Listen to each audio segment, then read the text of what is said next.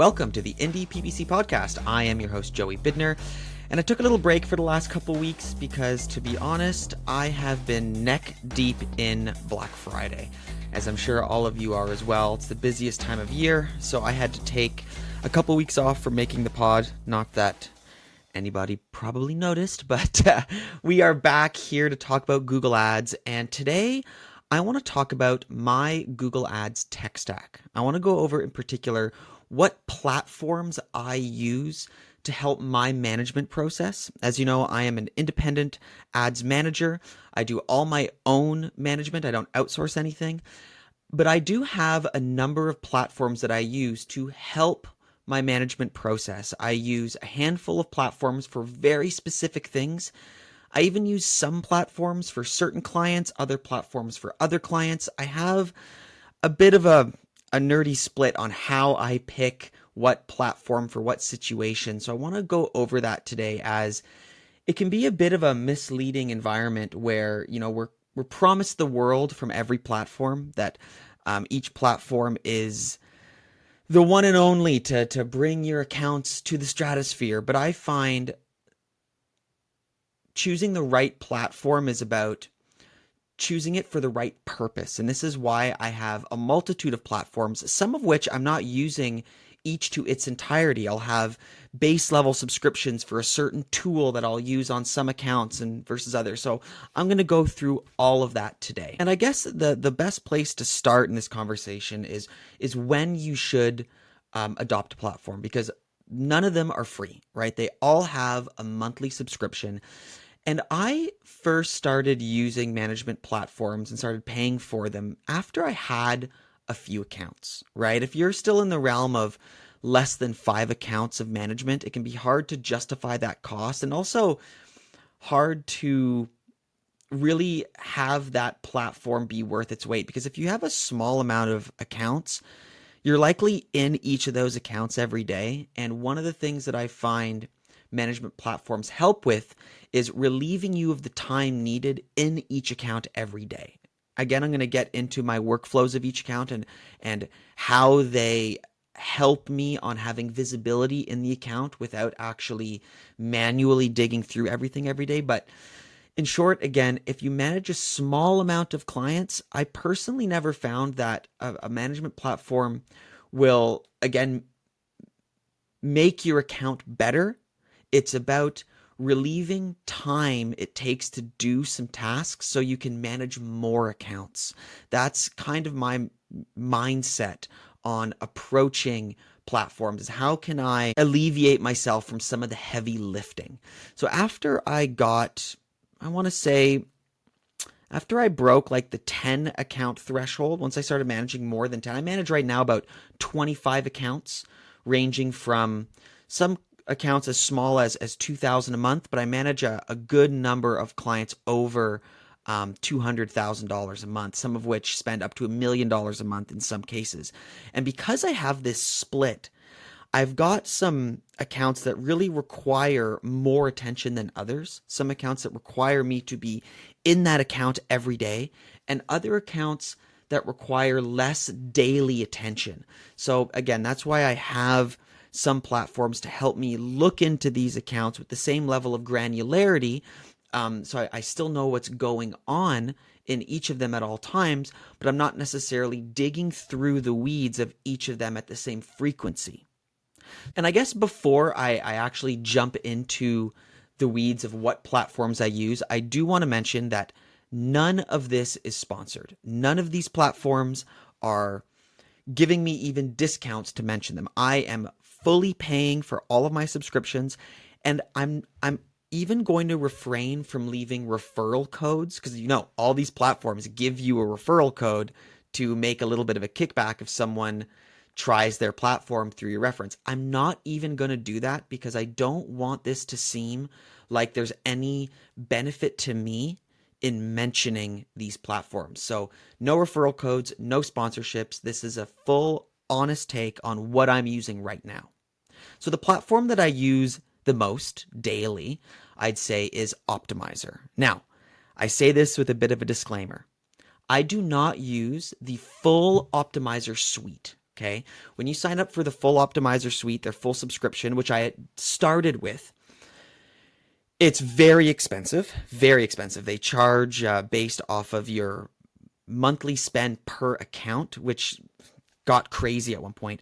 But I found that Optimizer, I hate to say this, but a lot of their tools are a bit antiquated. A lot of their tools are based off of a time period in management where we didn't have a lot of confidence in the algorithm, so it required a lot of manual work, like ad scheduling and time of day scheduling and audience bid adjustments and all this stuff. And Optimizer has a ton of tools to automate that. And they have a lot of automations, a lot of automation layering. But in my opinion, the more I tried to use it, the more I found it was like, oh, well, the algorithm kind of already does that. The algorithm already kind of does that. And it does have a lot of sweet tools, but for the price of their full suite, I wasn't using them all. But Optimizer kind of has this like Optimizer Lite, I call it, okay, where they have this subscription that only starts at about $250 a month, and you get two important things, one of which I use every day. So if you sign up for the Campaign Automator subscription, it just gives you access to Campaign Automator and their MCC account view. These two things I use all the time. So I'll start with the MCC account view. This is where I start every day. So the MCC account view is beautiful because it gives you an overview of all your accounts, like your Google Ads MCC, but you can also bring in Microsoft Ads. So I can see all my accounts, Google and Microsoft Ads, in one place.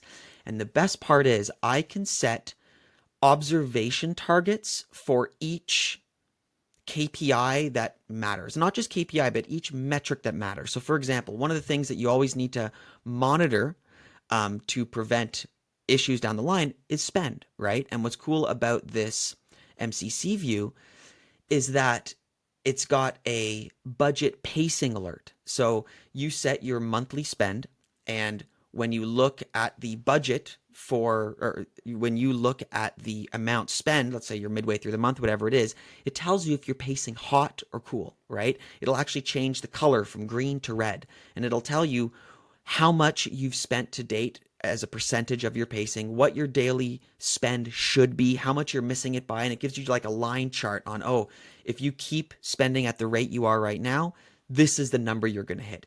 This is huge because it allows you to, at a glance, see how you're spending through the month. And when you have a large list of clients, this can be something that if you don't have your eyes on, can at the end of the month be a shocker. And if you bill your clients based off of how much they spend, if you undershoot it, you've missed your promise. And if you overshoot it, obviously you can have problems. So I love it for that.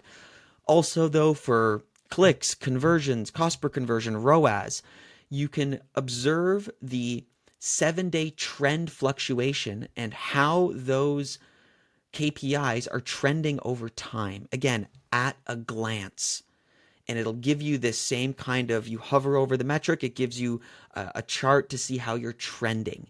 This is huge. Again, I start every day in my Optimizer MCC dashboard view. Now, with that, you also get Campaign Automator. Now, I use Campaign Automator for one thing, and that is DSA feed-driven campaigns, or I should say feed-driven DSA campaigns. Now, this might be something for another episode, but there is this functionality that Optimizer has. You can't do in Google Ads without them, but you basically get the ability to make a dynamic search ads campaign, but instead of using the dynamic search targets of product pages or specific website pages, it uses your product feed. So the product feed becomes the place where the campaign is pulling the data from, and it basically makes an ad group for every product.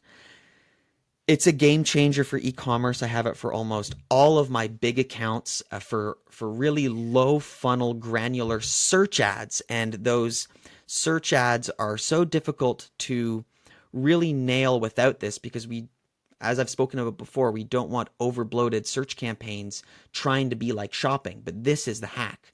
You can make search like shopping through this Campaign Automator. Again, that's maybe for a different discussion on a different day, but I did want to highlight this because with that low fee subscription, you get two amazing tools, and that's what I use almost every day. Okay, moving on. So my next platform is Optio. Now I use Optio specifically for my lower spending accounts. Now Optio again is also much cheaper. You know, you can get it for about $120 for I think up to like $25,000 in spend. So I use Optio for all my accounts that are like within the $2,000 to $5,000 range of monthly spend. So it's a good chunk of them. And I primarily use it for two things. I love Optio for its search term observations. So one of the things Optio does is it will send you notifications if you want it to, or just when you log in, it'll bring it right to your face. Say, these are the search terms that you need to check. Is this a search term that should be negative or maybe included as a keyword? And it basically just like pulls a lot of the anomaly search terms that you might be missing if you weren't looking at your search term report every day. And I find it's incredibly helpful to just keep an eye on this to, you know, not even necessarily take action on it, because sometimes they will just be low volume search terms and often who cares about those. But it just gives you more insight into the search landscape of your client. But I do use it for negativing and or adding new exploratory keywords. So I really like it for that. But I will say the problem with Optio is it also is built on an antiquated form of management where when you sign up for our Optio, you really need to disable a lot of their alerts, because it's going to give you ridiculous alerts for bidding suggestions and audience bidding suggestions and all these recommendations that are frankly rendered useless now that smart bidding is where it is. So it'll tell you, oh, in this region of the suburbs of Wisconsin, your conversion rate is 10% lower, so you should consider excluding it. It's like, whoa, no, thank you. I disable all those notifications, and I strictly use it for its search term notifications. They also have some other cool ones like redundant keywords or conflicting negatives. So I've had this happen before where you get a little overzealous with your negative keywords, and maybe you didn't realize that you have a negative keyword that is conflicting with one of your keywords. And I've actually had their system catch this for me, and I totally would have missed it otherwise. So I like it for that. It also has really great automated reports. So I don't really send monthly reports. I like to keep more like direct communication with clients with videos and calls. But everyone has those specific clients that still is a bit old school and likes a PDF report. And Optio does a really great job of making these out of the box, beautiful reports where it pulls great insights. It even will build you a few like prompted things, like written insights next to these charts. And it saved me a ton of time. And actually, when I do it, I often will pull pieces of insights that I also might have missed. It has a great report function, and they look really good as well.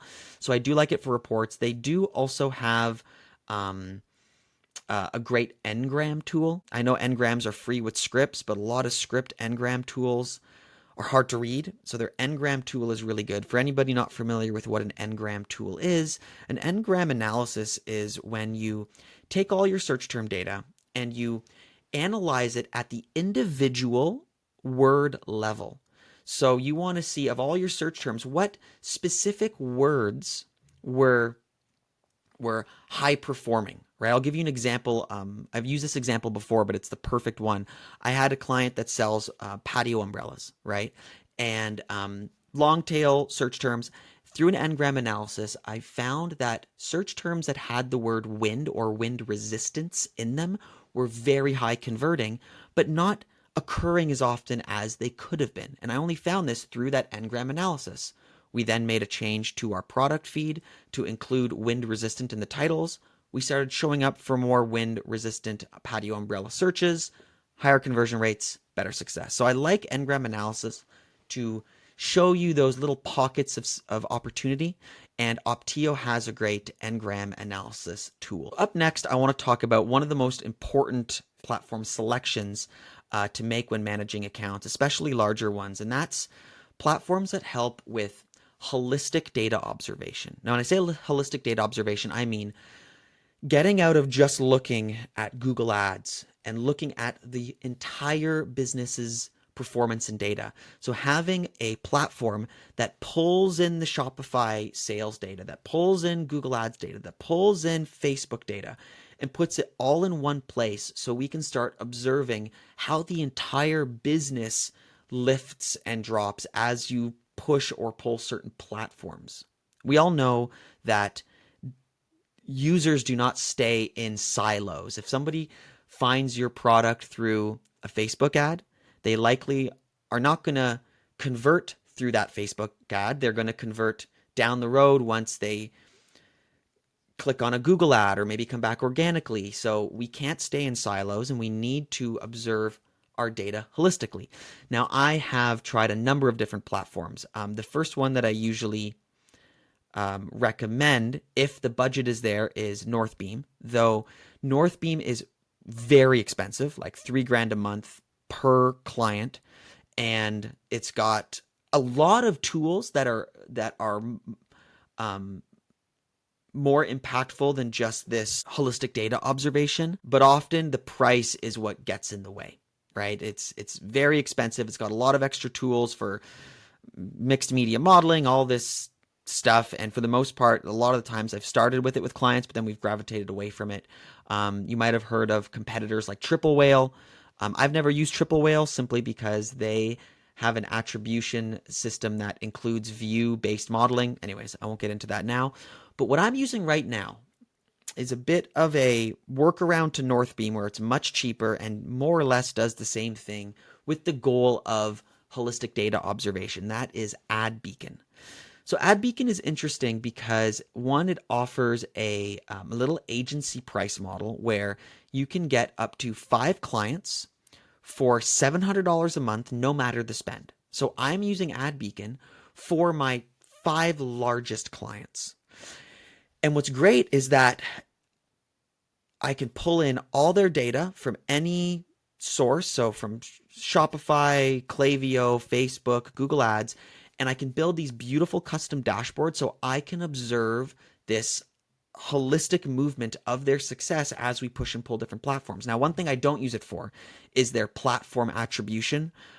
They like to tote that they have this proprietary attribution. It's basically just a UTM attribution with something going on in the background that I have not really seen it be, accurate. Though that said, when you use a platform like this for attribution, it's not about it being accurate. They're all inaccurate. What matters is that you use it consistently, because if it's only accurate 50% of the time, it's always only accurate 50% of the time, and we're observing how things change over time. So if it's only 50% accurate and it goes from, let's say, a 3x ROAS to a 1x ROAS, you know that something changed at least, and it's worth investigating. But that said, I still am not a big fan of their channel attribution. But what I like is that you can just see things holistically. So you can just watch top line Shopify revenue numbers change as you change things in your marketing mix. They also are really great for tracking first time versus returning customers. So I'm always observing my NCAC, my new cost to acquire a customer. And this platform also does a great job of organizing your first party data for audience collection and use. So we can take all of our Shopify data and say, okay, make me an audience that you're going to export to Google Ads for customers that are about to churn, for my top performing customers, for customers who haven't bought in 2 years. And we can use that for remarketing. We can use that for lookalike audiences. It's got a really powerful audience builder that I love. It also does go one step further as well, and does a great job of slicing your product data. So you can, through reports, see, okay, what percentage of customers bought product B as their second purchase after buying product A, right? It gives you these really interesting tree charts that show you what products were purchased at what frequency in a customer's life cycle. It's not perfect though. It doesn't consider what is included in their cart at the time. So it can be a little misleading. But that to be said, like for the what I see as inexpensive, $700 for 5 accounts a month, I think is pretty good. You get a lot from AdBeacon. So it's definitely a platform that I'm still new to, but I would recommend as trying it. You know, all these platforms have a free trial period, and I think that's important to leverage, right? Like try platforms, try new ways of looking at your data and seeing what can help you. I think it's important to find your workflow with third-party tools because sometimes they can work against you. I want to mention, like when I was first, for example, working with Optimizer, I don't mean to bash Optimizer, I love them, but I wasted a lot of time trying to make their tools work for me. And I was just trying to justify the cost, right? I was trying to justify the cost. I was like, okay, I got to use their full suite. And none of it really worked out for me. And I just realized, like, I'm just trying to justify this cost. So it's about really picking and choosing what fits into your workflow to answer a question or solve a problem you have, right? So I use Optimizer because I want that MCC dashboard. I want a dashboard that I can track these KPIs. I use Optio because I need eyes on my smaller accounts. I use AdBeacon because I need holistic data observation for my big accounts. So that's more or less my platform mix, and I hope it helps open up your eyes a bit on being willing to try platforms and know that there's not one just ready in the box solution that's going to make you the perfect ads manager. So up next, I actually want to talk about a tool that I built with somebody using these automation workflow platforms. So there's one tool that I really wished one of these platforms did well. And it comes from this problem that I have where I often will make a change in an account. Let's say it's big or small. It could be a bidding change, or it could be addition of a keyword that I want to monitor.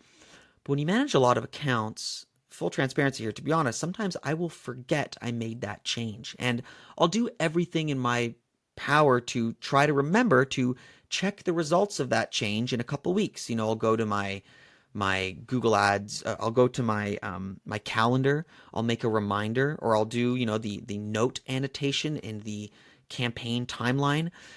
But, things still get away from me. And I've always wanted a tool that I could just easily, like with the click of a couple buttons, say, okay, here's an account that on this day I made this change. These are the notes I have for it. In 2 weeks, show me the comparative results on this KPI and send me an email to put it in my face. And that is what we built with, I did it with this a guy named Dan 10. He's on LinkedIn. You can find him there. And he does a lot of these, like, I'm going to butcher the exact terminology for his field, but it's using automation to create these, I think they call them flows. I don't know. But basically he built the tool for me, and he actually offers this as a service where he builds tools for people using automation to answer questions. And I believe if you did want to use this, you could reach out to them, and he has it like ready built for others now. But he came to me he asked me like, hey, what's a problem you have that I can fix? And this was it. And it works really well. It's I've got this really easy dashboard that I just have like bookmarked, and it's connected to all my Google Ads accounts. I select the account, I mark the date, I add a note, and I mark the KPIs, and I give it a frequency. Okay, let me know in 2 weeks, a month, what the comparative data is before and after, and it'll tell me if the experiment was a success or a failure based off of the data. And just the notification alone is worth its weight in gold, let alone it actually gives me the data that I want to see. So reach out to Dan if you want to give it a try. But man, I hope that one day Optimizer, Optio, AdBeacon, they do something like this. Now I know Optimizer has a version, but it's like freaking complicated. It's like, they don't make it like an easy UI where it's like in 2 seconds I set this thing up. That's what it needs to be. It's like with Optimizer, you have to understand the logic of the rules they make. You have to have a PhD in this platform to get it. Whereas in the version I made with Dan, it's just a couple drop down windows, a date selector, you're done. So that's what I like. Outside that, being that this is a bit of a show for freelancers or independent managers, I want to mention what I use for invoicing. I use Xero. I know QuickBooks is kind of the go-to solution, but I don't know. I always just had a lot of problems with QuickBooks. I use Xero. It's really cheap. It's really good for international currencies. Xero is the platform I use for invoicing and bookkeeping. In the last portion of the show, I always like to mention an interesting article, video, piece of news that I read, as I'm always trying to learn more and always have my ear to the ground to other great channels. And I have two important videos that I want to bring up that just kind of piqued my interest. First is from one of my favorite channels for feed management stuff. Whenever I have a problem for product feed management, or I want to learn something new about product feeds, I go to Feed Army. It's a YouTube channel, and it's very technical, right? It's less about theory and management strategy. It's more technical knowledge of here's how you do this, right? And the folks at Feed Army recently posted a video this week about a new Merchant Center UI edition for shipping cutoffs. Now with holiday here, shipping cutoffs are huge, right? The last thing you want is to get a click after your shipping cutoff to get somebody a product in time for the holidays, because it just often results in a bounce once they click your ad and see, oh, I'm not going to get this in time. And it's tricky because you don't want to necessarily stop advertising, but you do want to let people know if they're going to get a certain product by a certain time. And according to Feed Army, they recently leveled up the Merchant Center UI to set these shipping cutoffs. So I'm going to let the videos do more of the talking. The part of this segment is to let you know, like, go listen to this video. I'm not going to recant what they said, but I just wanted to mention this as it's very timely, and I'm definitely going to be implementing a lot of these things, especially now that it's easier to do in the UI. So go check out Feed Army. I'm going to put the link in the show notes for the video. And lastly, I want to mention another video from one of my favorite thought leaders, Andrew Lolk. Now, this is in contrast to Feed Army's more technical video. Andrew talks a lot about strategy and methodologies. I've seen him speak at conferences. He's one of the big thought leaders in the space, and he's always very concise, honest, straight to the point. One of my favorites to listen to. And he just released a video that finally clearly explained to me this new smart bidding exploration tool. And it opened my eyes to understanding how it can actually be useful. When I first saw smart bidding exploration, my knee-jerk reaction was, oh, this is just going to be an opportunity for Google to have control over our bidding thresholds and give reason to bid more because of because of missed opportunities, and similar to like what audience expansion does. But Andrew really breaks down how this is a lot deeper than that. And he talks about, I'm going to summarize this one because I want to give my take on it because I did find it fascinating.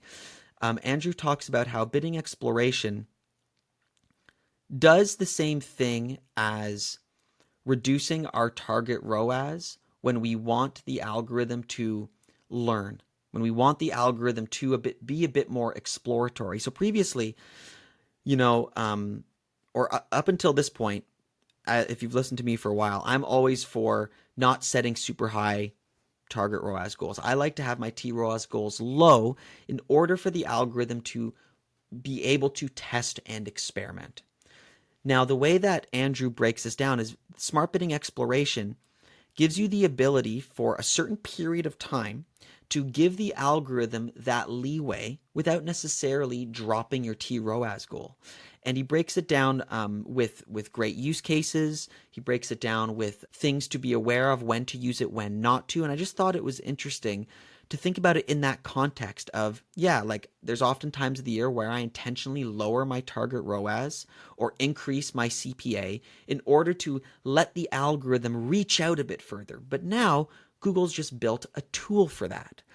And I just thought it was a really great breakdown. So I want to recommend everybody to go obviously follow Andrew, but also to check out this video and maybe give bidding exploration a try. I am definitely going to give it a try after holiday, though. I'm not really trying anything new and risky before or during Black Friday or Christmas or any of that stuff. So come the new year, I'm definitely going to try smart bidding exploration. All right, so that's it from me today. If anybody has a question they ever want answered on the show, I love digging into accounts and talking about specific use cases. So leave a comment in the YouTube video or send me an email at info@joeybidner.com. All right, I'll see you next time.